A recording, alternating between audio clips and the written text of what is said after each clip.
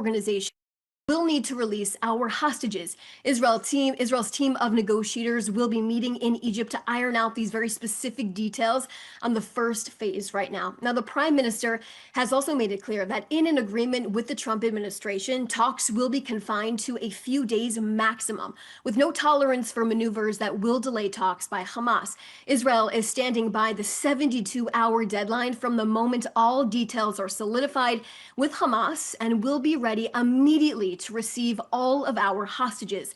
The prime minister is in regular contact with President Trump, who stressed Hamas must move quickly, quote, or else all bets will be off. The relationship between Prime Minister Netanyahu and President Trump is not only historic, but an unprecedented bond that is working together to create peace in the Middle East for years to come.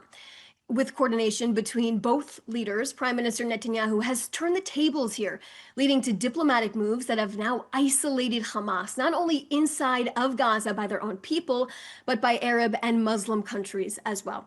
Now, as a result of intense military pressure, specifically in the Hamas terror stronghold of Gaza City, and diplomatic pressure, Hamas was pressured to agree to this plan. The Prime Minister said this deal would happen in two stages, with the first one being the release of all of the hostages and the redeployment of IDF forces in this initial withdrawal line. The second stage of this deal will be the disarmament of Hamas and the demilitarization of the Gaza Strip, which the Prime Minister says will happen either through a diplomatic channel, according to the Trump plan, or by a military route by Israel.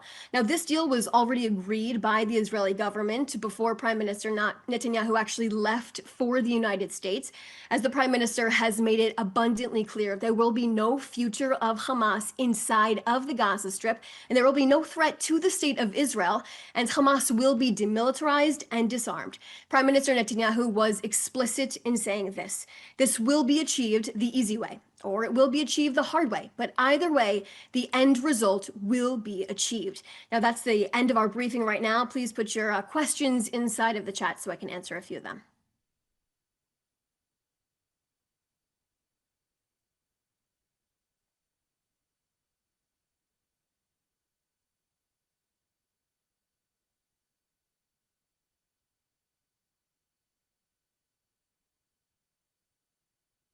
Okay, so the first question is from David Isaac with JNS. The question is Israel okay with stopping operations while Hamas renegotiates the agreement? Right now, as I said before, at this point in time, it appears that Hamas has accepted this agreement. While certain bombings have actually stopped inside of the Gaza Strip, there's no ceasefire in place at this point in time, although there has been this temporary halt in certain bombings.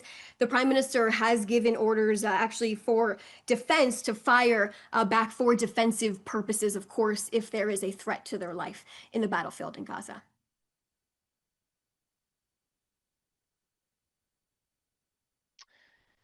Okay, and this is from Or Shaked from Israel Hayom.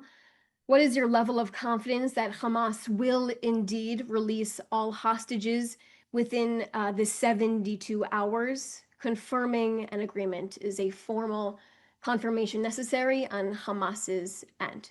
Of course, the number one goal before anything else takes place is the release of the 48 hostages all at one time. That is the first thing that needs to happen in order for anything to take place at this point in time. There is no exception to that.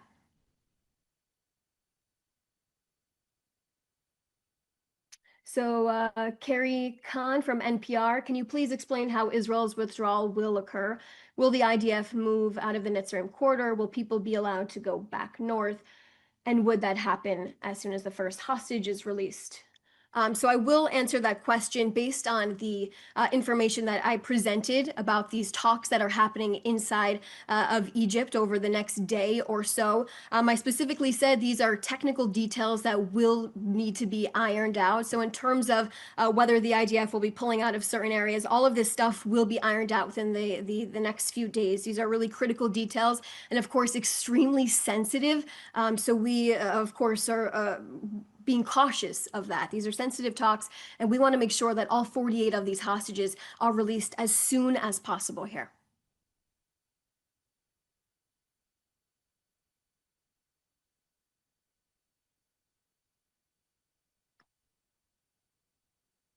So this is Eric from ABC News. When does the 72-hour deadline begin, and what else needs, if anything, prior to the 72 hours starting? The 72 hours begin once Hamas officially accepts this deal. The prime minister actually just said in an interview previously, it appears that Hamas has accepted this deal. But the first phase, and I continue to reiterate this because this is how critical it is to the prime minister, is that all 48 hostages need to be coming out. That's when the 72-hour deadline, and of course, Prime Minister Netanyahu has reiterated this. In addition to what President Trump said, there's no exceptions for any delays or stalling by Hamas in these talks that will be taking place. That was the last question. Thank you so much for joining. Appreciate your time.